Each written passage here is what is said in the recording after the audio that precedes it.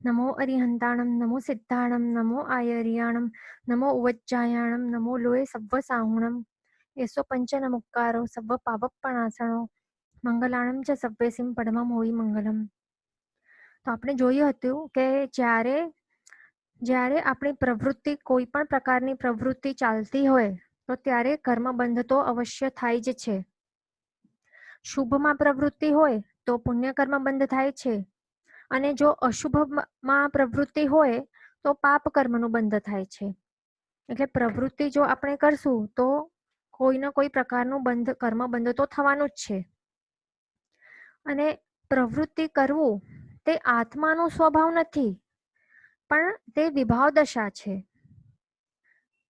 છતાં પણ શાસ્ત્રકાર ભગવંતોએ આપણને શુભ પ્રવૃત્તિઓ કરવા માટે કહેલ છે, કારણ કે હમણાં આ શરીરધારી અવસ્થામાં આપણને પુણ્ય તે એક ભૂમિયા સમાન છે અને એ આપણને મોક્ષ યોગ્ય સામગ્રી અપાવે છે અને મોક્ષના દ્વાર સુધી લઈ જાય છે.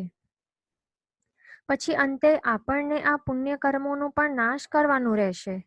સંપૂર્ણ કર્મરહિત અવસ્થા પ્રાપ્ત કરવા માટે પુણ્ય અને પાપ બંને કર્મોનો નાશ કરવાનું જ રહેશે. પણ ત્યાં સુધી પહોંચવા માટે આપણને શુભમાં પ્રવૃત્ત બનવું જ પડશે અને અશુભથી નિવૃત્ત થવું પડશે. પણ જો આપણે શરીર માટે અશુભ પ્રવૃત્તિઓ ચાલુ જ રાખી અને શુભ પ્રવૃત્તિઓ આપણે બિલકુલ નહીં કરી તો પછી આપણો કર્મબંધ તો ચાલુ જ રહેશે અને આપણે કર્મરહિત અવસ્થા ક્યારે પણ પ્રાપ્ત નહીં કરી શકશું. શુભમાં પ્રવૃત્તિ કરવાથી આપણા આત્મામાં જે ગુણો છે એમની વૃદ્ધિ થાય છે, ઉત્તરોત્તર વૃદ્ધિ થતી જાય છે અને સાથે સાથે કર્મોની નિર્જરા પણ થાય છે. આ એક વાત સમજી લેવાનું કે આપણે જો લાગે કે આત્મામાં ગુણોમાં વૃદ્ધિ થાય છે તો તે ક્યારે થાય? જ્યારે કર્મોની નિર્જરા થાય છે, એટલે કર્મોનું આવરણ ગુણો ઉપરથી હટી જાય છે, તો ત્યારે જ તો ગુણો ખીલે છે, ત્યારે તો ગુણો પ્રકટ થાય છે, ત્યારે તો એમની વૃદ્ધિ થાય છે. એટલે આ ડિરેક્ટલી પ્રપોર્શનલ છે. કર્મોને નિર્જરા થાય તો ગુણોમાં વૃદ્ધિ થાય, કર્મોની નિર્જરા ન થાય તો ગુણો પણ આપણે એટલે દેખાય નહીં આપણને કે કઈ વૃદ્ધિ થઈ છે. તો એના ઉપરથી આપણે સિમ્પલ સમજી લેવાનું.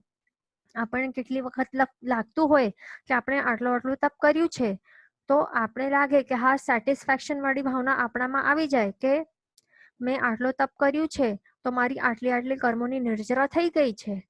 પણ તેનું સાબિતી એટલે એનું પ્રૂફ શું છે? તો એનું પ્રૂફ એ જ છે કે જો આપણામાં ગુણોની વૃદ્ધિ દેખાય આપણી અંદર તો જ સમજવું જોઈએ કે સાચે કર્મોની નિર્જરા થઈ છે. એટલે સમ્યક રીતે આપણે જો તપ કરશું, સમ્યક રીતે કોઈ પણ શુભ ભાવોથી આપણે જો કરશું ક્રિયા, તો જ એ કર્મનો નિર્જરા કરાવી શકશે અને તો જ જો સાચે કર્મોની નિર્જરા થશે તો જ આપણા આત્મામાં ગુણોની વૃદ્ધિ એ દેખાશે, નહીં તો નહીં દેખાશે. એ ખાસ ધ્યાન રાખવાનું. એટલે આપણે શું કરવાનું છે? શુભથી નિવૃત્ત બનવું નહીં અને શુભમાં પ્રવૃત્તિ કરશું તો એની અંદર આસક્તિ ભાવ લાવવાનો નહીં. હમણાં શરીર મળ્યું છે તો એને ટકાવવા માટે જો અશુભમાં પ્રવૃત્તિ કરવી પડે છે, આહાર સ્નાન વગેરે કરતા ટાઈમ, તો એમાં આપણે આસક્તિ ભાવ લાવવું નહીં અશુભમાં પ્રવૃત્તિ કરતા ટાઈમ. અને સાથે સાથે શુભથી તો બિલકુલ પણ નિવૃત્ત બનવું નહીં, પણ શુભમાં પ્રવૃત્તિ કરતા રહેવાનું. ક્વેશ્ચન આવ્યું હતું કે શુભ પ્રવૃત્તિ કઈ છે? તો શાસ્ત્રમાં આવે છે કે 9 પ્રકારે પુણ્યનું બંધ થઈ શકાય છે, 9 ટાઈપ્સથી. તો એમાં સુપાત્ર હોય, જેમ કે સર્વવીરતીધર હોય અથવા તો કેવલી ભગવંત હોય, ગણધર ભગવંત હોય, અરિહંત ભગવાન હોય, એ બધાને સુપાત્ર કહેવાય છે. સાધુ સાધ્વી ભગવંત એ બધા સુપાત્ર કહેવાય છે. અને પાત્ર એટલે કે જે સાધર્મિકો હોય છે, સાધર્મિક ભાઈ બહેન આપણા, અને બીજા જે પણ આપણને લાગે કે એમાં યોગ્યતા છે કે એમાં ગુણ એ ખીલી શકે છે, તો એવાને પાત્ર કહેવાય છે. તો એમને અન્ન અને પાણી એટલે પહેલું તો છે અન્ન આપવાથી પુણ્ય, એટલે એ શુભ પ્રવૃત્તિ છે. ફર્સ્ટ તો અન્ન છે, બીજું છે પાણી આપવાનું, ત્રીજું છે સ્થાન આપવાનું એટલે રહેવા માટે, એટલે કે વસ્તી કહી શકાય. ચોથું છે શયન, પછી પાંચમું છે વસ્ત્ર આપવાથી, છઠ્ઠું છે મનની શુભ પ્રવૃત્તિઓ, સાતમી છે વચન દ્વારા શુભ પ્રવૃત્તિઓ, અને 8મી છે કાયા દ્વારા શુભ પ્રવૃત્તિઓ કરવાની, એટલે કે જેનાથી કોઈનું અહિત ન થાય તેને કહેવાય કે મન, વચન અને કાયથી આપણે શુભ પ્રવૃત્તિ કરી. પછી 9મું છે દેવ અને ગુરુનો વિનય અને બહુમાન પૂર્વક વંદન, પૂજા, ભક્તિ બધું કરવાનું. તો આ બધી 9 ટાઈપ્સના પ્રકારની પ્રવૃત્તિઓ છે જે શુભ છે અને તે કરવા દ્વારા આપણે જો આપણા ભાવ પણ ઉચ્ચ કક્ષાના હશે, શુભ હશે, શુદ્ધ હશે, તો આપણને પુણ્યાનુબંધી પુણ્ય એ બંધાશે જે આપણને આગળ સદગતિ અપાવશે અને મોક્ષ પ્રાપ્તિ યોગ્ય સામગ્રીઓ પણ એ અપાવીને જ રહેશે. અને તેનાથી આપણું શું થશે, આપણે જલ્દીથી શુદ્ધ આત્માનું શુદ્ધ સ્વરૂપ પ્રાપ્ત કરી શકશું. 6th repeat. અચ્છા, અહીંયા આવે છે કે આવ્યું છે કે રિપીટ કરો પ્લીઝ. તો પહેલું છે જે પણ સુપાત્રો હોય અને બીજા તો પાત્ર હોય એવા જીવોને અન્ન આપવું, પછી પાણી આપવું, સ્થાન આપવું, સ્થાન એટલે કે વસ્તી, અને શયન આપવું, પછી વસ્ત્ર આપવાનું, પછી 6th છે મન, 7th છે વચન અને 8મું છે કાયા, એટલે મન, વચન, કાયાથી શુભ પ્રવૃત્તિઓ કરવાની. એટલે મન, વચન, કાયાનો યોગ જે આપણને પ્રાપ્ત થયું છે તો તેના દ્વારા આપણને શુભમાં જ પ્રવૃત્ત કરવાનું. પછી 9મું છે દેવગુરુની વિનયપૂર્વક અને બહુમાનપૂર્વક પૂજા અને વંદન કરવાનું. તે પછી આગળ જોઈએ. ક્વેશ્ચન્સ આવ્યા હતા કે પોલાણ એરિયાઝ ક્યાં છે તે. તો આપણને જે પ્રાપ્ત થયેલો જે શરીર છે એની અંદર આ હોલો એરિયાઝ આવેલા છે અને તે ક્યાં ક્યાં છે તે ઓર્ગન્સમાં છે અને ઘણા બીજી જગ્યાઓ છે, એટલે કે સ્ટમકમાં છે, બંને ઇન્ટેસ્ટાઇન્સમાં છે, ફૂડ પાઇપ, વિન્ડ પાઇપ આ બધામાં છે. પછી નાકના 2 છિદ્રો છે ત્યાં પણ રહેલા છે, કાનમાં છિદ્ર, પછી સ્કલમાં હોય સાઇનસીસ રહેલા હોય છે ત્યાં પણ હોલો એરિયાઝ છે, પછી નસોમાં પણ હોય છે, બોન્સની અંદર પણ હોય છે. એટલે ઘણી જગ્યાઓમાં હોલોનેસ છે, પોલાણો રહેલી છે. અને તો તેતી જગ્યાએ આત્મા પ્રદેશો રહેલા નથી. એટલે માત્ર ટોટલ શરીરના જે ટોટલ વોલ્યુમ છે એમાંથી બસ 2/3 ભાગમાં જ આત્મા પ્રદેશો રહેલા હોય છે. બાકીના 1/3 ભાગ જો આપણે જોઈએ તો એમાં આત્મા પ્રદેશો ન રહેલા હોય. અને એના કારણે જ એક આત્મા જ્યારે 8 કર્મોનો ક્ષય કરીને આત્માની શુદ્ધ અવસ્થા પ્રાપ્ત કરે છે તો ત્યારે આત્મા શરીરને ત્યાગી દે છે.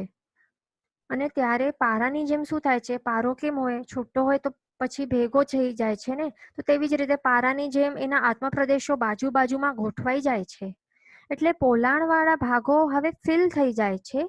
એના કારણે ટોટલ વોલ્યુમમાંથી પોલાણવાળું જે 1/3 ભાગ હતું તે ભરાઈ જાય છે.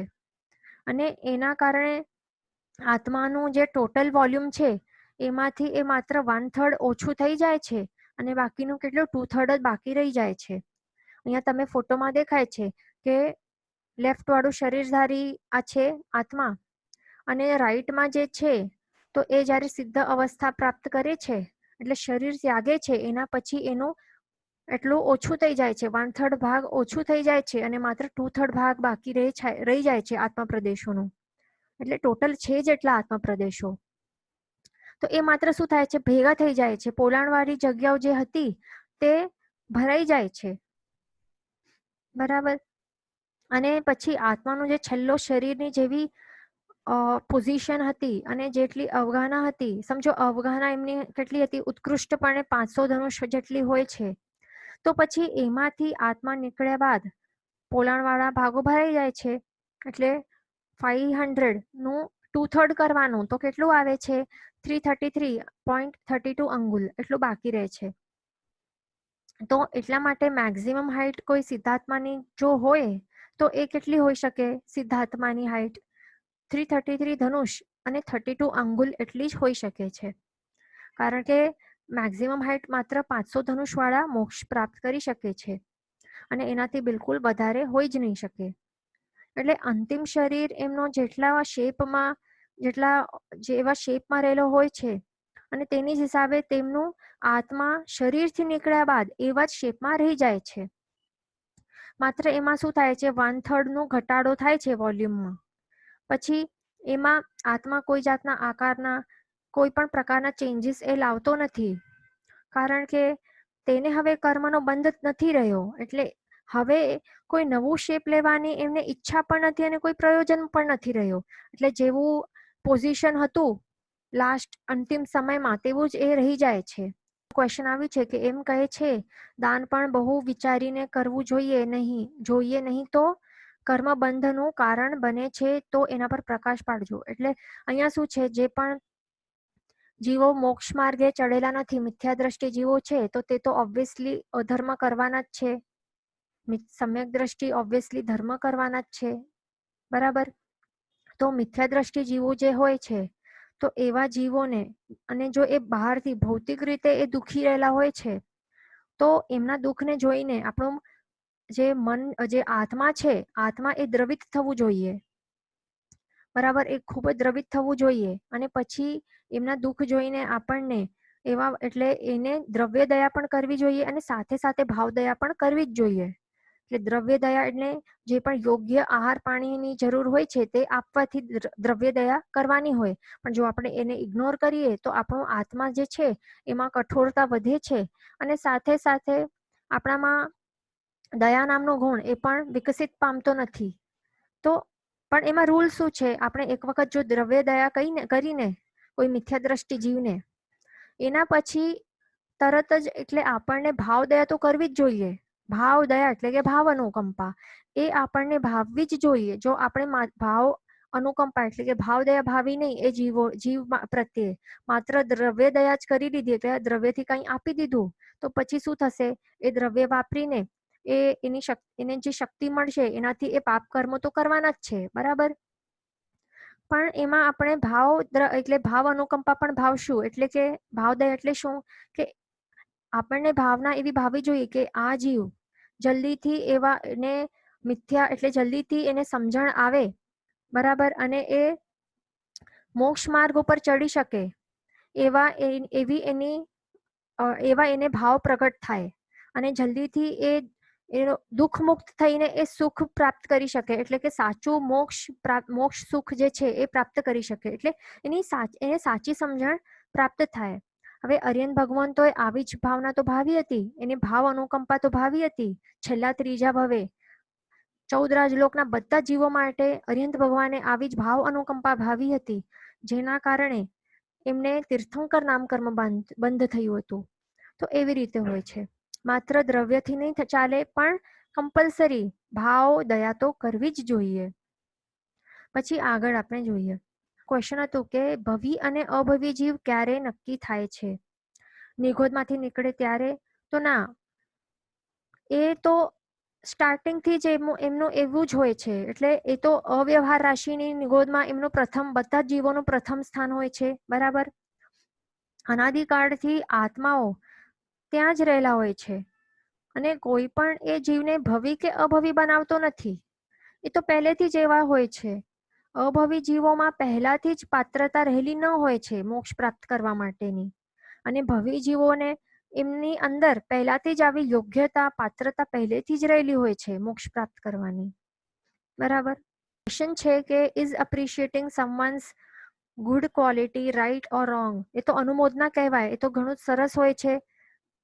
અને ગુણાનું રાગી બનવું જોઈએ, આપણને તો એ જ કરવાનું છે. જો આપણામાં આપણને જે સમ્યક ગુણ હોય એ વ્યક્તિમાં, એ પણ ખાસ ધ્યાન રાખવાનું કે આપણે જે એપ્રિશિએટ કરી રહ્યા છે, આપણને જે એ વ્યક્તિમાં ગુણ લાગે છે તે સાચે ગુણ છે કે નહીં, તે પણ આપણને જોવું જોઈએ. એટલે જે જીન આજ્ઞા પ્રમાણે જે હોય છે, તો એવા પ્રમાણેના જે ગુણ હોય, જે એટલે કે ગુણ કોને કહેવાય, જે મોક્ષ પ્રાપ્તિ કરાવી શકે, એમાં હેલ્પફુલ બને, તેને જ ગુણ કહેવાય. એટલે આપણને એ પણ સમજણ હોવી જોઈએ કે ગુણ ક્યાં છે અને દોષો ક્યાં છે, આત્માના સ્વાભાવિક ગુણો ક્યાં છે, તો તે જ સાચે ગુણ કહેવાય છે. તો એવા આત્માના સ્વાભાવિક ગુણોની જ પ્રશંસા આપણે જો કરશું, અનુમોદના કરશું, તો જ આપણા આત્માની અંદર પણ ગુણોની વૃદ્ધિ થશે. તો એ ખાસ ધ્યાન રાખવાનું. ક્વેશ્ચન છે કે ભવ્ય અભવ્ય કેવી રીતે ઓળખાવાનું? એટલે એ તો કેવલી ભગવંત જ ઓળખી શકે બરાબરથી, આપણે ઓળખી નહીં શકીએ. અને જે પણ જીવ આપણને પોતા માટે એટલે પોતાને જ ઓળખવાનું હોય છે, પોતાને, બીજાને ઓળખવાનું ન હોય. અને એ પણ પોતાને કેવી રીતે પોતાની જાતને ઓળખવાનું કે આપણે પોતે ભવી છીએ કે અભવી છીએ. તો આપણને જો પ્રશ્ન આવતો હોય કે હું ભવી છું કે અભવી છું, તો સમજી લેવાનું કે આપણા અંદર એવી ચિંતા, આત્માની ચિંતા રહેલી છે કે મને આગળ જઈને મોક્ષ પ્રાપ્તિ થશે કે નહીં. એટલે ઇનડાયરેક્ટલી સમજવાનું કે આપણી અંદર જો મોક્ષ પ્રાપ્ત કરવા માટેની ઈચ્છા રહેલી હોય, એટલે કે આત્માનો શુદ્ધ સ્વરૂપ પ્રગટ કરવાની જો ઈચ્છા રહેલી હોય, તો અવશ્ય આપણે કેવા છીએ, આપણે ભવી જીવો છીએ, એ સમજી લેવાનું. ક્વેશ્ચન હતું કે બીજા માટે આપણે પ્રે કરીએ તો પ્રે કરીએ એટલે એમના માટે આપણે પ્રે કરીએ એટલે પ્રાર્થના કરીએ, તો એના બીજાના કર્મ હલકા નથી થતા.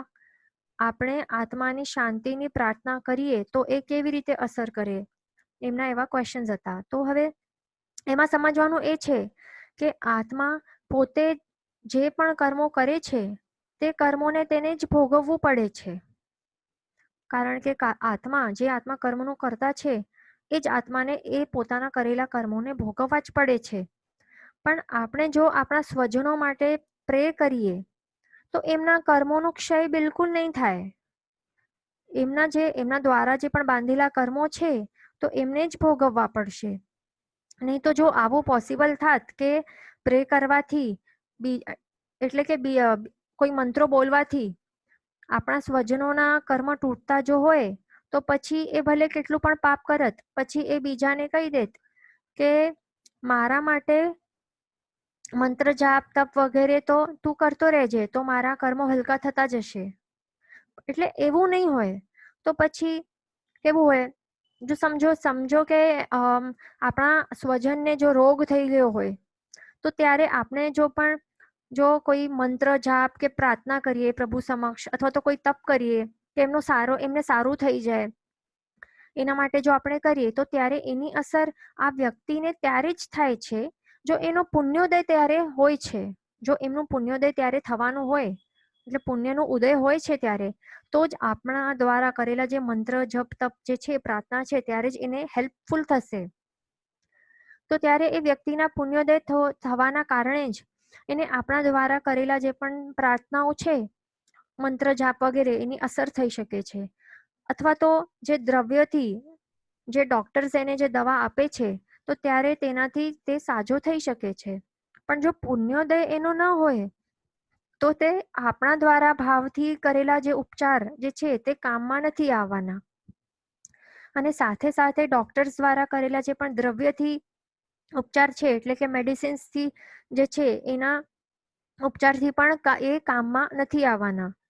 અને વળી શાસ્ત્રમાં એવી વાત પણ આવે છે કે જો આપણે કોઈ પ્રોબ્લેમમાં છીએ, ત્યારે આપણો કોઈ મિત્રદેવ હોય તો તેને આપણને ખૂબ જ મન કરે હેલ્પ કરવા માટે, તે આવી પણ ગયો હોય આપણને હેલ્પ કરવા માટે, પણ એ ત્યારે જ હેલ્પ કરી શકશે આપણી, જ્યારે આપણો પુણ્યોદય હોય તો જ એ હેલ્પ કરી શકશે. નહીં તો જો નિકાચિત પાપ કર્મનો ઉદય હશે તો એ વ્યક્તિને તો એ ભોગવવું જ પડશે. હવે બીજી વાત એ સમજી લેવાની કે જ્યારે કોઈ વ્યક્તિ મૃત્યુ પામ્યો, તો એની માટે આપણે પ્રાર્થના કરીએ પછીથી કે એના શાંતિ માટે આપણે પછીથી પ્રાર્થના કરી, તો એને શાંતિ મળે કે નહીં.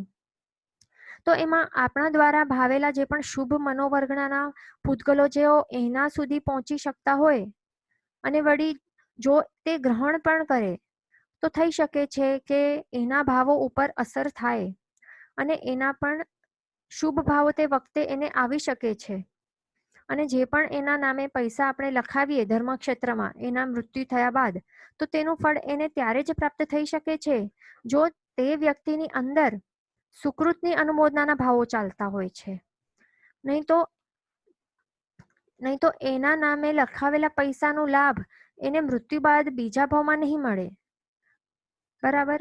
એના આત્માના અંદર સુકૃતોની અનુમોદનાના જો ભાવ રહેલા હોય મૃત્યુ બાદ પણ બીજા ભાવમાં, તો સમજી લેવાનું કે એને એ આપણે જે પૈસા લખાવેલા છે એના નામથી, તો ત્યારે જ એને એનું ફળ પ્રાપ્ત થઈ શકશે.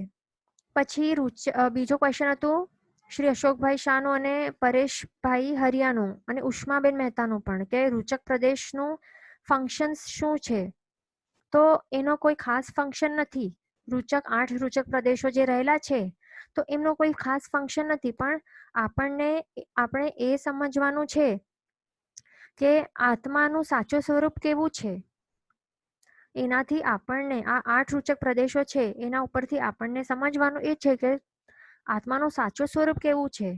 કારણ કે આપણા બાકીના બધા આત્મા પ્રદેશો એ ભલે કર્મોથી લેપાયેલા છે, છતાં આ 8 રૂચક પ્રદેશો સિદ્ધ આત્માના આત્મા જેવા જ વિશુદ્ધ છે અને સ્વભાવમાં એ રહેનારા છે સદા માટે. એટલે એમના ઉપરથી આપણે લક્ષ્ય નક્કી કરી શકીએ છીએ કે આપણને આપણા આ 8 રૂચક પ્રદેશો જે છે એના જેવા જ બાકીના જે સંપૂર્ણ આત્મ પ્રદેશોને બનાવવાનું છે, શુદ્ધ અને કર્મરહિત.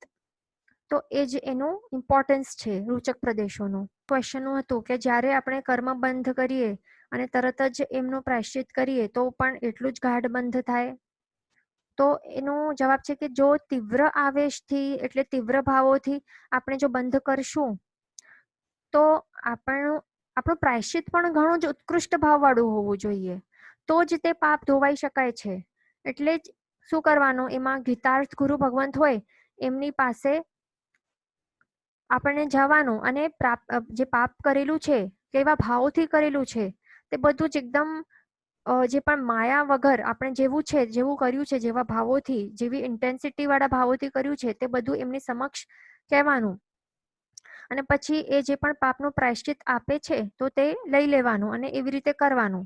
પણ માત્ર દ્રવ્યથી નહીં, પણ પ્રાયશ્ચિત કરતા ટાઈમ ઉત્કૃષ્ટ ભાવપૂર્વક આપણે કરશું તો જ કર્મનો ક્ષય થઈ શકે છે. બરાબર. ક્વેશ્ચન છે કે માતા પિતાના મૃત્યુ પછી ચેરિટી, પૂજા એક્સેટ્રા કરીએ તો એમના આત્માને લાભ થાય કે પાપ થાય? ઓકે, તો એમાં એ સમજવાનું કે એમના આત્માની અંદર જો સુકૃતની અનુમોદનાના ભાવો ચાલતા હોય તો જ એમને આ લાભ પ્રાપ્ત થઈ શકે છે. એ જ સમજવાનું દરેક આત્માઓ માટે. અને આ ભાવમાં પણ જો એમનો એ કહી ગયા હોય કે આમ લખાવજે તો પછી એમને એ લાભ પ્રાપ્ત થઈ શકે છે. એટલે અંતિમ ઈચ્છા ટાઈપ હોય છે. એટલે એ જે ભાવો કરીને એમને મૃત્યુ પ્રાપ્ત થયું હોય અંતિમ વખતે, કે એમની અંતિમ ઈચ્છાઓ હોય, તો એ ભાવો એની આત્માની અંદર તો રહેલા જ હોય છે. આ નેક્સ્ટ ભાવમાં પણ, આવતા ભાવમાં પણ સેમ એમની ઈચ્છાઓ ત્યારે પણ રહેલી હોય છે. તો ત્યારે એમની ઈચ્છાઓ આપણે જો પૂરી કરીએ, જે એ કહીને ગયા હોય, સુકૃત ઈચ્છાઓ હોય તે આપણે કરીએ તો એમની ઈચ્છા તો રહેલી જ છે આવતા ભાવમાં પણ. એટલે એના કારણે આપણે જો પૂરી કરીએ તો એમને પણ એ લાભ પ્રાપ્ત થાય છે, અવશ્ય પ્રાપ્ત થાય છે. ક્વેશ્ચન છે કે હવે માનો અમને ઘણા તકલીફો, અંતરાયો, બાધા આવ્યા કરે ત્યારે શું ધર્મ ધ્યાન કરવાથી કર્મ તૂટે છે? હા, કર્મો તો બિલકુલ તૂટે છે, કર્મોની નિર્જરા થાય છે. આ જે ધર્મ ધ્યાન જે છે અને શુક્લ ધ્યાન એ ઉત્તમ પ્રકારના એવા ધ્યાન છે, એવી ભાવનાઓ છે કે જેના દ્વારા વિપુલ કર્મ નિર્જરા થઈ શકે છે. અને સાથે સાથે કર્મ નિર્જરા સાથે સાથે આપણને શું સહન શક્તિ પણ પ્રાપ્ત થાય છે. સમતા સમભાવમાં રહેવાનું, સમાધિ આપણી મનની ટકી શકે છે. આપણામાં સહનશીલતાનો ગુણ આવે છે. એટલે પછી કેવી પણ તકલીફો આવે તો એની અંદર આપણી મનની પરિસ્થિતિ બદલતી નથી, કારણ કે ત્યારે આપણામાં સાચી સમજણ આવી ગયેલી હોય છે કે જે પણ થાય છે તે કર્મનું ફળ છે. બરાબર. અને એના કારણે મને આ બધું પ્રાપ્ત થાય છે. તો એવી સમજણ એકવાર મળી ગયા પછી આપણે આર્ત ધ્યાન કે રૌદ્ર ધ્યાનમાં ઉતરતા નથી. એટલે વિપુલ કર્મની નિર્જરા થાય છે. ક્વેશ્ચન છે કે રૂચક પ્રદેશનું જરા ફરીથી સમજાવશો પ્લીઝ. તો રૂચક પ્રદેશો એટલે શું છે? એટલે જ્યારે પણ આત્મા જે છે એ જ્યારે વિભાવ દશામાં જાય છે તો ત્યારે શું થાય છે? આત્મા જ્યારે સ્વભાવ છોડીને વિભાવ દશામાં જાય છે તો ત્યારે એના જે સંપૂર્ણ આત્મ પ્રદેશો છે એની અંદર સ્પંદના થાય છે, એટલે કે વાઇબ્રેશન્સ થાય છે. તો જ્યારે પણ વાઇબ્રેશન્સ થાય એટલે વાઇબ્રેશન્સ થવું એ આત્માની વિકૃત દશા છે, વિભાવ દશા છે. એની કઈ એ સ્વાભાવિક દશા નથી. એના કારણે શું થાય છે? જ્યારે સ્પંદનાઓ થાય છે તો ત્યારે આત્મા ચારે તરફ રહેલા જે છે વાતાવરણમાં કાર્મણ વર્ગણાના પૂતગલો તે એમને પોતાની તરફ અટ્રેક્ટ કરે છે અને પોતાની સાથે એકમેક કરે છે, બંધ કરે છે. ત્યારે કહેવાય છે કે આત્માને કર્મનું બંધ થયું છે. બરાબર. પણ હવે આ 8 રૂચક પ્રદેશોની એવી એક સ્પેશિયલ એ ક્વોલિટી છે કે વિભાવમાં પણ આત્મા જો ચાલ્યો જાય છે છતાં એ 8 રૂચક પ્રદેશો એ સ્વભાવમાં જ રહેલા હોય છે, એ સ્વાભાવિક ગુણોમાં જ રહેલા હોય છે, એ વિભાવ દશામાં જતા નથી. એના કારણે તેની એટલે એ સ્થિર જ રહે છે. આ 8 રૂચક પ્રદેશો એ સ્થિર જ રહે છે, કમ્પ્લીટલી સ્ટીલ રહે છે. એની અંદર કોઈ જાતના સ્પંદનાઓ એટલે કે વાઇબ્રેશન્સ થતા નથી.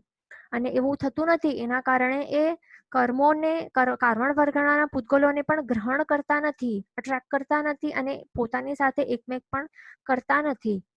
અને એના કારણે એ વિશુદ્ધ સ્વરૂપે શુદ્ધ સ્વરૂપે જ રહેલા હોય છે. એટલે કે સિદ્ધ આત્મા ભગવાન, સિદ્ધ આત્માનો, સિદ્ધ ભગવંતોનું જેવું આત્માનું જેવું શુદ્ધ સ્વરૂપ છે તેવું જ સેમ ટુ સેમ આ 8 રૂચક પ્રદેશોનું સ્વરૂપ રહેલું હોય છે. એટલે શુદ્ધ, કમ્પ્લીટલી વિશુદ્ધ અને સ્વાભાવિક ગુણોવાળું, સ્વભાવમાં રમનારું એવું એમનું સ્વરૂપ હોય છે.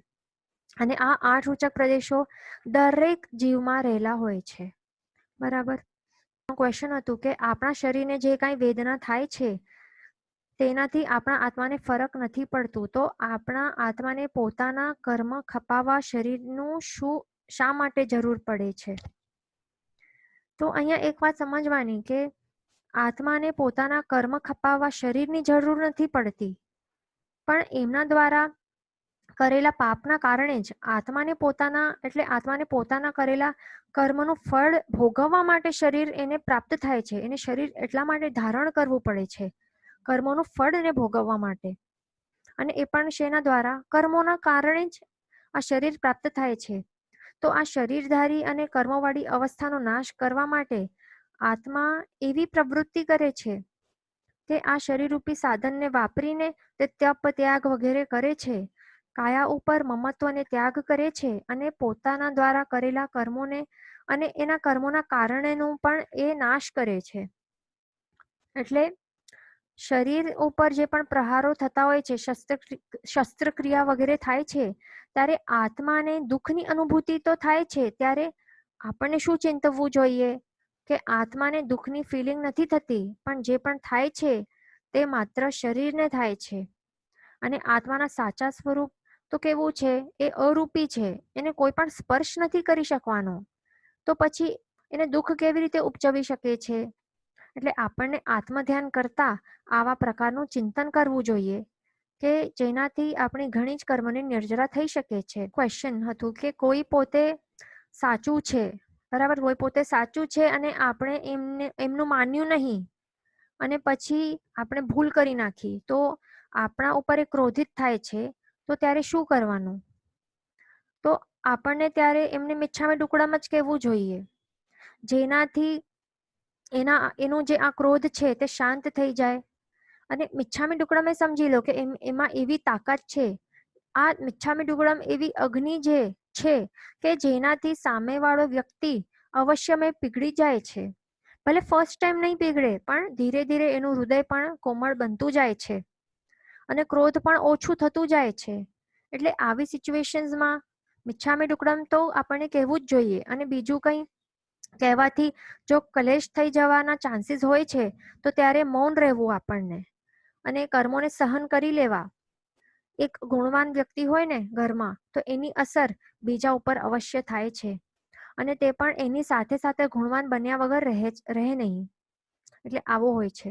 ક્વેશ્ચન હતું કે 4 દ્રવ્યો પોતાના સ્વભાવમાં સહેજતાથી રહે છે, તો જીવ અને પૂતગલ કેમ નહીં? તો અહીંયા એમ છે કે પૂતગલ પણ પોતાના સ્વભાવમાં જ રહે છે. એટલે 5 દ્રવ્યો પોતાના સ્વભાવમાં રહેનારા છે, માત્ર જીવ નથી રહેતો. તે આપણે બરાબર સમજી લઈએ.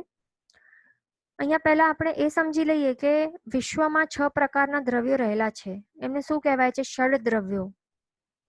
એમાં દ્રવ્યો ક્યાં ક્યાં છે તે આપણે જોઈ લઈએ. અધર્માસ્તિકાય પહેલું તો છે, અહીંયા લખેલું છે મીડિયમ ઓફ મોશન, તો એને ધર્માસ્તિકાય કહેવાય. પછી અધર્માસ્તિકાય, આકાશાસ્તિકાય, જીવાસ્તિકાય, પૂતગલાસ્તિકાય અને કાળ. આ 6 પ્રકારના દ્રવ્યોથી વિશ્વ ભરેલું છે. તો અહીં આ 6 વસ્તુઓને દ્રવ્ય કીધેલું છે. તો એમાંથી જીવાસ્તિકાય એટલે કે આત્મા દ્રવ્ય છે. જીવાસ્તિકાય એટલે શું છે? આત્મદ્રવ્ય. અને પૂતગલાસ્તિકાય આ બંનેને તો આપણે પહેલાથી જ એમનું સ્વરૂપ જોઈ લીધું છે કે એમના સ્વરૂપ કેવા છે. તો બાકીના દ્રવ્યોને પણ આપણે જોઈ લઈએ. હવે એના પહેલા આપણે વારંવાર એક શબ્દનો પ્રયોગ કરી રહ્યા છીએ સ્ટાર્ટિંગથી, દ્રવ્ય દ્રવ્ય દ્રવ્ય કરીને, બરાબર. તો આ દ્રવ્ય શબ્દનો અર્થ શું થાય છે તે આપણે પહેલા તો જોઈ લઈએ. તો દ્રવ્ય એને કહેવાય કે જેમાં ગુણો અને પર્યાય રહેલા હોય છે. દ્રવ્ય કોને કહેવાય? જેની અંદર ગુણ રહેલા હોય અને સાથે સાથે પર્યાય પણ રહેલા હોય છે. એટલે કે જેમાં ગુણ અને પર્યાય બંને રહેલા હોય તેને દ્રવ્ય કહેવાય છે.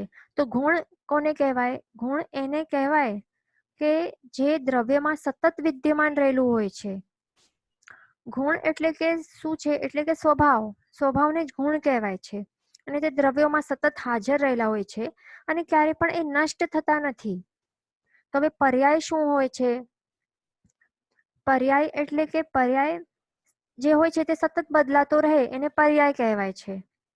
પર્યાય એટલે સ્ટેજીસ, અવસ્થાઓ, ફેઝિસ, તે બધું પર્યાય કહી શકાય છે. એટલે પર્યાય એટલે કે એ દ્રવ્યની અવસ્થા છે કે જે સમય થતા એમાં ચેન્જીસ થતા જાય છે.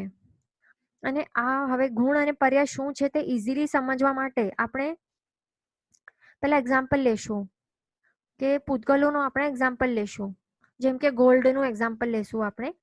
તો હવે ગોલ્ડ જે છે તે ચમકે છે. તો હવે જે ચમકે છે તેને જ ગોલ્ડ કહેવાય. એટલે જે ચમક છે, ચમકને ગોલ્ડ કહેવાય. ચમકને ગોલ્ડ નહીં કહેવાય ને. તો પછી એમાં રહેલી જે પીળાશ છે, યલો કલર છે, તો એ પીળાશને ગોલ્ડ કહેવાય. પીળાશને નહીં ને. અને વળી એમાં ભરેલું જે પણ રહેલું જે ભારેપણું છે, વેટ છે, તો તેને ગોલ્ડ કહેવાય નહીં. એટલે આ ચમકને કે પીળાશને કે ભારેપણું એ બધાને ગોલ્ડ નહીં કહેવાય. કારણ કે તે ગોલ્ડ નથી પણ ગોલ્ડના ગુણો છે. તો પછી આ બધું શું છે? ગોલ્ડ પોતે નથી. તો પછી સોનુનું શું છે? ગોલ્ડનું શું છે? તે બધું આ બધું ગોલ્ડના આ ગુણો છે. પણ ગોલ્ડ જે છે તે ગોલ્ડ જ છે. એટલે કે ગોલ્ડ શું છે? એ દ્રવ્ય રૂપ છે. આ એના આ ગુણો છે. જેમ કે ચમક, પીળાશપણું, ભારેપણું વગેરે આ બધા ગુણો તે બધા ગોલ્ડ નામના દ્રવ્યમાં રહેલા છે, એની અંદર છે. એટલે આ ગુણો પોતે ગોલ્ડમાં રહેલા છે, છતાં તેમને ગોલ્ડ નહીં કહી શકાય. પણ એમને ગોલ્ડ નામના ગુણો છે, ગોલ્ડ નામના દ્રવ્યની અંદર ગુણો રહેલા છે, તો તેમ કહી શકાય છે. બરાબર. એટલે આપણે જોઈ લીધું કે ગુણ એટલે શું. હવે આપણે પર્યાયની વાત કરીએ. તો એક સોનાની માળાને ભાંગીને તેનું આપણે કડું બનાવ્યું. પછી કડાને ભાંગીને તેનું ઝુમખો બનાવ્યું. તો હવે એમાં શું થાય છે? માળાને ભાંગીને આપણે જ્યારે કડું બનાવ્યું તો ત્યારે માળાનો નાશ થયો અને કડું ઉત્પન્ન થયું. પછી કડું નાશ પામ્યું અને ઝુમખાની ઉત્પત્તિ થઈ. એટલે અહીંયા ત્રણેય સિચ્યુએશન્સમાં ગોલ્ડ તે તો કાયમ જ છે ને, પણ સોનાના જે પર્યાયો છે તે બદલાયા. એને આપણે શું કહીએ? પર્યાય કહેવાય. બરાબર. તો હવે આપણે પૂતગલ દ્રવ્યમાં સમજ્યા આપણે કે પર્યાય શું હોય અને ગુણો શું હોય. હવે આપણે આત્મા એટલે કે જીવ દ્રવ્યમાં આપણે સમજી લઈએ. તો આત્મા એ મૂળ વસ્તુ જે છે ને તેને દ્રવ્ય કહેવાય છે. અને આત્માની સાથે હંમેશા સાથે રહેનારા જે નિરંતર રહે છે તેને ગુણ કહેવાય છે. તે ગૌણ પણ હોઈ શકે અથવા તો પ્રગટપણે પણ વધારે પ્રમાણમાં પણ હોઈ શકે છે. તો તેને ગુણ કહેવાય છે. અને આત્માના 8 ગુણો છે: અનંત જ્ઞાન, અનંત દર્શન, અનંત ચારિત્ર, અનંત શક્તિ, અવ્યાબાધપણું, અગુરુ લઘુ, સાદી અનંત સ્થિતિ અને અરૂપીપણું. આ બધા આપણે ડિટેલમાં આગળ લેશું કે આ ગુણો શું છે તે. તો આ 8 આત્માના ગુણો છે અને તે કર્મોના આવરણથી ભલે એ ઢંકાયેલા છે અને સંપૂર્ણ રીતે પ્રગટી નથી શકતા. હમણાં એટલે આ સ્ટેજમાં આ અવસ્થામાં સંપૂર્ણ રીતે એ પ્રગટી શક્યા નથી, છતાં તે આત્માની સાથે રહેલા જ છે. આ બધા ગુણો એ સત્તામાં તો રહેલા જ છે. એટલે જ્ઞાનાદિ ગુણો બહારના કોઈ પણ સ્થળોથી આવતા નથી, એ ખાસ સમજી લેવાનું. પણ તે બધા ગુણો ક્યાં છે? આત્માની અંદર જ સતત વિદ્યમાન રહેલા છે. પણ અહીંયા આપણને એક એવો પ્રશ્ન આવી શકે છે કે આપણે કહીએ છીએ કે આત્મા અને કર્મ બંને હમણાં લોહાગ્નિ અથવા તો ક્ષીરનીરની જેમ એકમેક થઈ ગયા છે. આપણે ગઈકાલના ક્લાસોમાં આપણે ફોટોસ પણ જોયું હતું કે લોહાગ્નિની જેમ એ એકમેક થયેલા હોય છે આત્મા અને કર્મ. તો હવે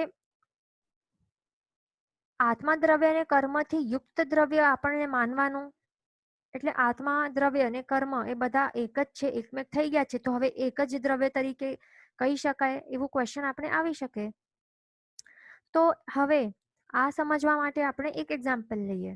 જ્યારે કીધું કે આત્મ પ્રદેશોની સાથે કાર્મણ વર્ગણાના સૂક્ષ્મ પૂતગલો એની સાથે આત્મા પ્રદેશોની સાથે ક્ષીર નીરની જેમ એકમેક થઈ જાય છે, એટલે કે દૂધ પાણીની જેમ જ્યારે તે એકમેક થઈ જાય છે, બરાબર, આપણે એવું કીધું. તો હવે જ્યારે દૂધમાં પાણી મિક્સ કરવામાં આવે છે ત્યારે શું પાણી એ પોતે દૂધ બની જાય છે? પાણી જે દ્રવ્ય છે તે પોતે દૂધ બની જાય છે મિક્સ કરતાની સાથે? ના. કારણ કે જો આવું હોત તો 1 લીટર દૂધમાં આપણે 1000 લીટર પાણી નાખવાથી 1000 લીટર નવું દૂધ બની જવું જોઈએ, બરાબર ને? આવું થાત ને? અને આવું જો થાત તો પછી લોકોને ડેરીમાં જવા માટે જરૂર નહીં પડત અને ગાય ભેંસની પણ જરૂર નહીં પડત. થોડાક દૂધમાં પાણી નાખતા એટલે નાખી દેવાથી શું થશે? એ દૂધ બની જાત. એટલે એમાં આપણને એ વાત બરાબર સમજી લેવાની કે દૂધમાં પાણી નાખીએ ત્યારે ભલે દૂધ પાણી એકરૂપ દેખાતા હોય છે છતાં તેમાં દૂધ જ છે અને પાણી તો પાણી જ છે. દૂધ ક્યારે પાણી નથી બનતું અને પાણી એ ક્યારે દૂધ નથી બનતું. બંને ભેગા છે છતાં પોતપોતાના અસ્તિત્વ એમણે સ્વતંત્ર ટકાવીને રાખે છે. બંને પોતપોતાની ગુણોની દ્રષ્ટિથી બંને જુદા જ છે. તેવી જ રીતે સંસારી અવસ્થામાં કર્મ અને આત્મા આ બંને એકરૂપ આપણને લાગે છે, દેખાય છે, સાથે એ એકમેક રહેલા પણ છે, પણ નિશ્ચય દ્રષ્ટિથી બંને પોતપોતાના ગુણોની દ્રષ્ટિએ સ્વતંત્ર અસ્તિત્વ ટકાવી રાખે છે. એ ખાસ સમજવાનું છે. આત્મા એ પોતે જ જ્ઞાન સ્વભાવ વાળો છે અને જ્યારે કર્મમાં જરાય જ્ઞાન નથી રહેલું, એટલે બંનેના સ્વભાવ અલગ જ છે, ભલે તે એકમેક અવસ્થામાં રહેલા છે. અને કર્મ કેવું છે? કર્મ રૂપી પૂતગલ જળ દ્રવ્ય છે, પણ આત્મા એ ચૈતન્ય સ્વભાવ વાળો છે. એટલે આત્મા દ્રવ્ય શુદ્ધ દ્રવ્ય છે અને કર્મ તે અલગ પૂતગલ દ્રવ્ય છે, બરાબર? એ ખાસ ક્લિયર સમજી લેવાનું. હવે આગળ આપણે જોઈએ. હવે આ ક્ષીરનીર એકમેક થઈ ગયેલા હોય છે, તો જ્યારે એ દૂધ પાણી એકમેક થઈ ગયેલા હોય તો તે વખતે શું થાય? હંસ, આપણે સાંભળ્યું છે હંસ. તો હંસ જ્યારે પોતાની જે ચાંચ જે છે તે અડાડે ને, એટલે દૂધ પાણી મિક્સ થયેલા હોય તો હંસ પોતાની ચાંચ અડાડે છે એને, તો ત્યારે શું થાય છે?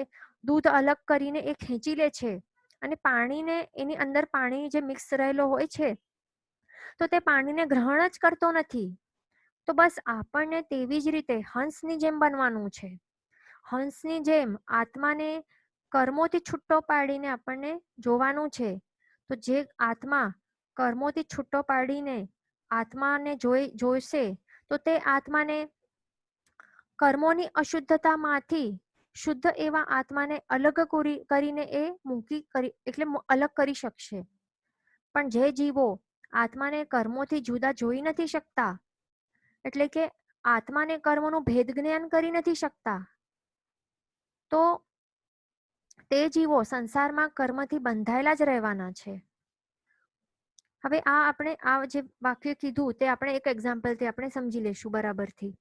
એટલે સમજો કે હવે ઘરમાં ગુંડો ઘૂસી ગયેલો હોય છે, કોઈ ચોર કે કોઈ ગુંડો ઘૂસી ગયો હોય અને આપણી સાથે એ એકમેક થઈને રહેવા લાગે છે, ભળી ગયો હોય છે, તો તેને જો આપણે ગુંડા તરીકે આપણે જોશું નહીં, ગુંડા તરીકે તેને આપણે આઈડેન્ટિફાય કરશું નહીં અને ઘરના સભ્ય તરીકે જ આપણને જોશું, તો શું થશે? તે આપણને જ લૂંટીને ઘરનો કબજો કરી લેશે અને નીકળશે જ નહીં ઘરમાંથી, બરાબર ને? પણ જો આપણે આ ગુંડાને આપણાથી અને ઘરના સભ્યોથી જુદા કરીને રાખશું, જુદા રાખીને આપણે એને જોશું, આઈડેન્ટિફાય કરશું, તો જ એ ગુંડો ખુલ્લો પડી જશે અને એને ઘરમાંથી આપણે નીકાળી શકશું. તો બસ આવી જ રીતે આપણને કર્મ પૂતગલો અને આત્માનું ભેદ જ્ઞાન કરવાનું છે. આત્મા દ્રવ્ય જે છે તે આપણું પોતાનું ઘર છે અને કર્મ પૂતગલો છે તે આત્મા રૂપી ઘરમાં ઘૂસી ગયેલા ગુંડા છે. તો આપણને આ કર્મોને જુદા પાડીને જો જોશું તો જ એ કર્મોરૂપી ગુંડાઓને કાઢી શકશું આત્માના ઘરમાંથી. એટલે કે ક્રોધ, માન, માયા, લોભ આ શું છે? આ બધા પણ ગુંડા છે. એ કારમણ વર્ગણાઓ છે, એ પૂતગલો છે. એ કઈ આપણા આત્માના ભાગ નથી, તે આપણા આત્માના સ્વભાવ નથી. આ એંગર, ઈગો કે ફ્રોડ કરવું કોઈ સાથે, અથવા તો રાગ દ્વેષ કરવું, તે બધું આપણું એટલે કે આપણા આત્માનું નેચર નથી, એ સ્વભાવ નથી. Anger is not our nature, ego is not our nature. તો આ કશાયોને ક્રોધ, માન, માયા, લોભ, રાગ દ્વેષ આપણે આપણા પોતાના જ માનશું જો કે આ આપણું પોતાનું જ નેચર છે, તો આ કર્મરૂપી ગુંડાઓને ક્યારે પણ આપણા આત્મારૂપી ઘરથી બહાર કાઢી નહીં શકશું. કેટલા જણ કહેતા હોય કે હા મારું નેચર આવું જ છે, હું એંગ્રી છું, મને ગુસ્સો આવતો જ છે, હું બસ એવું જ છું, તું એવો એક્સેપ્ટ કરી લે મને, કે હા હું એટીટ્યુડ વાળો છું. તો આ બધું શું છે? આપણે આત્મા અને કર્મનું ભેદ જ્ઞાન કરી નથી શકતા. આ બધા દોષો છે, આ કર્મરૂપી પૂતગલો છે. ક્રોધ કશાય, ક્રોધ મોહનીય કર્મના આ પ્રકારો છે. ક્રોધ, માન, માયા, લોભ એ કર્મના મોહનીય કર્મના પ્રકારો છે. તો આપણે જો ભેદ જ્ઞાન કરશું જ નહીં અને આ એંગર અને ઈગોને આપણા સ્વભાવનો એક ભાગ માનશું તો એ ખોટું છે, કારણ કે એ આત્માના સ્વભાવ નથી બિલકુલ પણ, એ કર્મરૂપી ગુંડાઓ છે. તો બંનેનું ભેદ જ્ઞાન જ્યારે આપણે કરશું ત્યારે જ આ ગુંડાઓને, જેમણે આપણા આત્મા પ્રદેશો ઉપર કબજો કરી રાખ્યો છે, તો ત્યારે જ એમને બહાર આપણે કાઢી શકશું. બરાબર. તો આપણે આ દ્રવ્ય દ્રષ્ટિથી વાત કરી. આપણે હવે હજી આગળ વધીએ. આપણે હજી આગળ સ્ટેજ આપણો વધારતા જઈએ આપણે ધીરે ધીરે. હવે આપણે આત્માના વિવિધ પર્યાયો સમજ્યા. હવે આપણે સમજીશું આત્માના વિવિધ પર્યાયો. હવે આપણે એની વાત કરશું. એટલે હવે પર્યાય દ્રષ્ટિથી આપણે આત્માને જાણશું. બરાબર.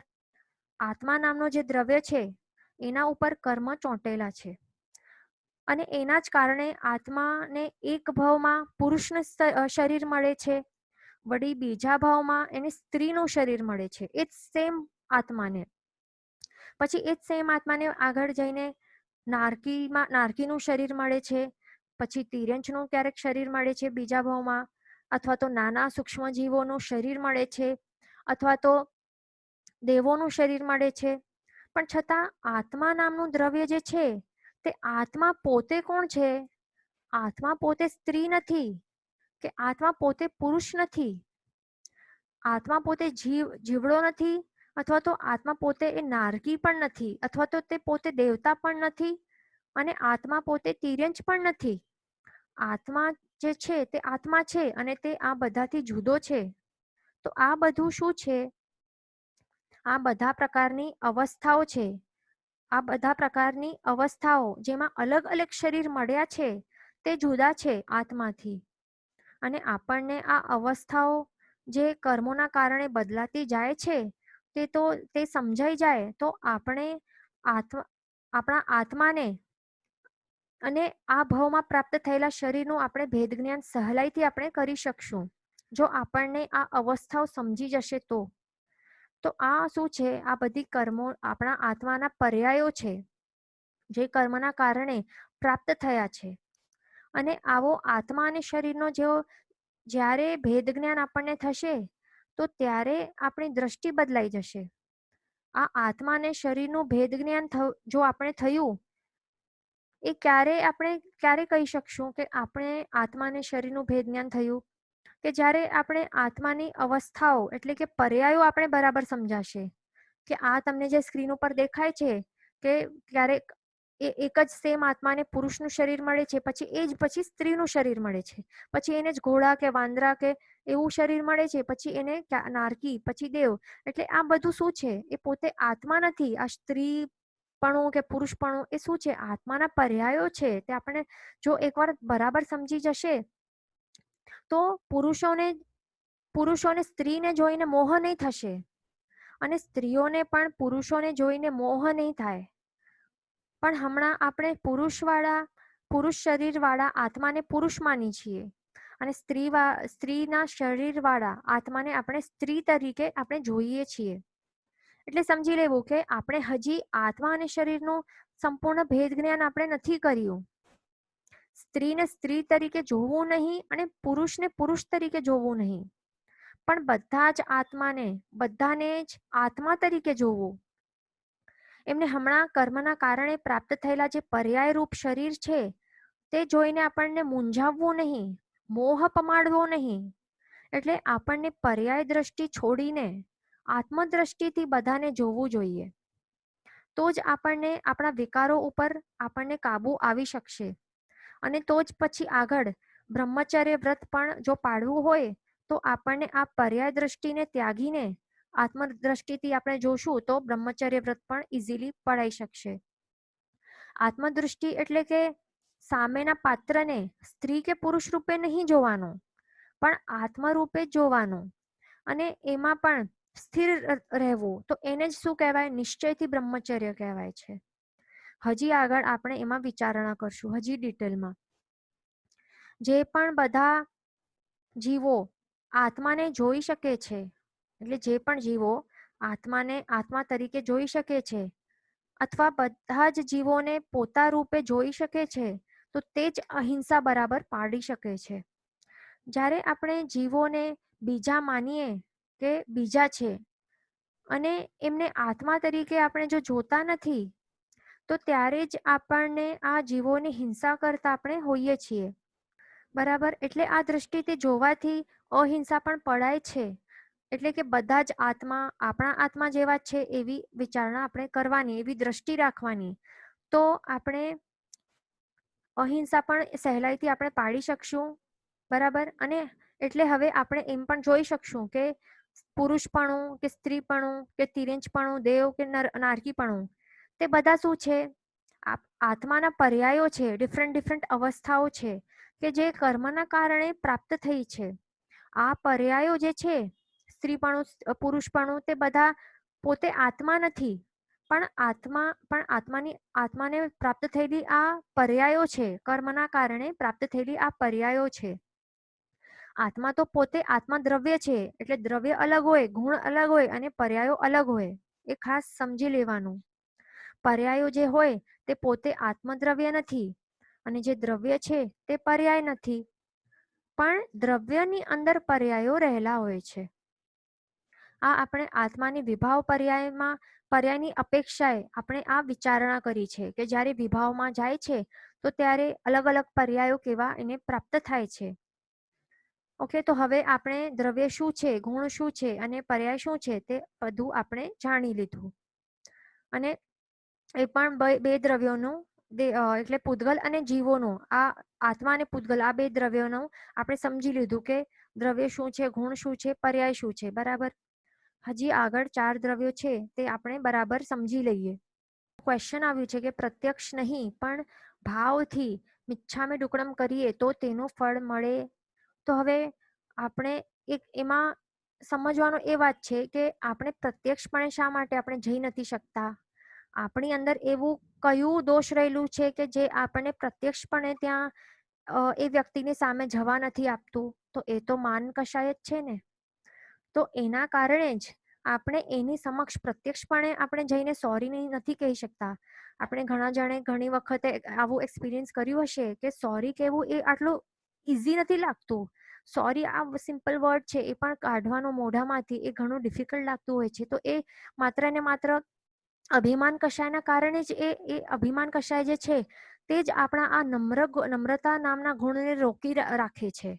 એટલે એ જ આપણને નમ્ર થવા આપતું નથી, સોરી કહેવા નથી દેતું. એ પણ પ્રત્યક્ષપણે આપણને એવું, એટલે એ જ માન કશાય એ રોકી રાખે છે. અથવા તો આપણને શરમની અનુભૂતિ થતી હોય છે કે હવે મેં કેવું કર્યું છે તો હવે હું કયા મોઢેથી એની સામે જવું એવું પણ જો ફીલ થતું હશે, એના કારણે આપણે પ્રત્યક્ષ રૂપે જઈને સોરી નથી બોલી શકતા, મિચ્છામી દુક્કડમ કહી નથી શકતા, તો કાંઈ નહીં, એમને એટલીસ્ટ મેસેજ કરીને એટલે મેસેજ કરી નાખવાનું, પણ ત્યારે આપણું અથવા તો ફોન કરીને કહી દેવાનું મિચ્છામી દુક્કડમ. તો આપણો થોડોક શરમની ભાવ જે છે એ ઓછી થાય, અને પછી જ્યારે એ સામેવાળો વ્યક્તિ પણ આપણને ક્ષમા આપી દે, માફી એટલે આપી દે, પછી આપણે થોડા ખુલ્લા થઈ જઈએ, તો પછી એના પ્રત્યક્ષ રીતે પણ આપણે જઈને કહી શકીએ છીએ. પણ માત્ર જો આપણે ભાવથી કરીએ તો એનું મિનિંગ છે કે ભાવથી મિચ્છામી દુક્કડમ તો કરવું ઘણું જ જરૂરી છે, પણ બહારથી પણ એ કરવાનું તો એ સારું હોય છે. ભાવથી તો આપણને કરવાનું જ છે. આપણા એમાં આવે છે કે ખમી ખમાવી મેં ખમી છવ્ય જીવ નિકાય શુદ્ધ મને આલો મતા મુજ મન વેર ન થાય. એટલે મનમાં રહેલા જે પણ હોય છે તે ભાવોને શુદ્ધ કરી નાખવા તો પણ એક વખત ચાલે. પણ એ ખાસ ધ્યાન રાખવાનું કે માન કશાયના કારણે આપણે પ્રત્યક્ષ રીતે નથી કહેતા તો એ ખોટું છે. તો એમાં એ મિચ્છામી દુક્કડમ એ પરફેક્ટ નથી, એમાં અશુદ્ધતા રહેલી છે, તો એ ખાસ ધ્યાન રાખવાનું. બરાબર. ક્વેશ્ચન છે, ડઝ આત્મા હેવ વેટ? તો નહીં, એ વેટલેસ છે. હવે ધર્માસ્તિકાય આપણે જોઈએ કે ધર્માસ્તિકાય આ એક દ્રવ્ય છે, એટલે એમાં ગુણો તો રહેલા હોય છે. એટલે આપણે એ સમજી લીધું, જે દ્રવ્ય હોય તો દ્રવ્યની અંદર બે ચીજો કમ્પલસરી રહેલી હોય. તો આપણે કઈ કઈ ચીજો આજે સમજ્યા છે? ગુણ અને પર્યાય. એટલે જેમાં ગુણ અને પર્યાય એ રહેલા હોય તો તેને જ દ્રવ્ય કહેવાય છે. ગુણ એટલે જે દ્રવ્યની અંદર સતત વિદ્યમાન રહેલા હોય છે, એ ક્યારે આત્મા એટલે ક્યારે એ દ્રવ્યને છોડીને નથી જતો, એ સતત એના અંદર વિદ્યમાન રહેલું જ હોય છે, તો તેને ગુણ કહેવાય છે. પણ પર્યાય કોને કહેવાય છે? કે સતત જે બદલાતો રહે છે તો તેને પર્યાય કહેવાય છે. બરાબર. તો આ ધર્માસ્તિકાય જે છે તો આ દ્રવ્ય છે અને એની અંદર ગુણ તો હોય જ છે. તો એનો ગુણધર્મ શું છે? ગતિ સહાયકતા. એટલે કે તે જીવ અને જળને ગતિ કરવામાં સહાય કરે છે. અને જો ધર્માસ્તિકાય ન હોય તો જીવ અને જળ એ ચાલી નહીં શકે. હવે એક્ઝામ્પલ આ સમજી લો, આ ફિશ છે, તો માછલીનો સ્વિમ કરવાની શક્તિ તો એની પોતાની જ છે, પણ જો પાણી ન હોય તો તે તરી નથી શકવાની. પણ તરવાની શક્તિ એટલે જે હેલ્પ કરે છે તો તે પાણીના સહાયથી જ એ તરી શકે છે. પાણી ન હોય તો એ તરી નહીં શકે.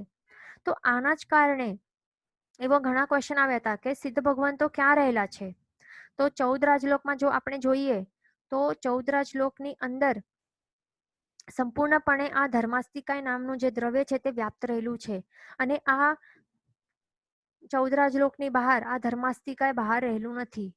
તો એના જ કારણે જે સિદ્ધ ભગવંત જે પણ આત્મા એ સિદ્ધ બને છે તો ત્યારે એ લોકાગ્ર ભાગે જઈને એ સ્થિર થઈ જાય છે.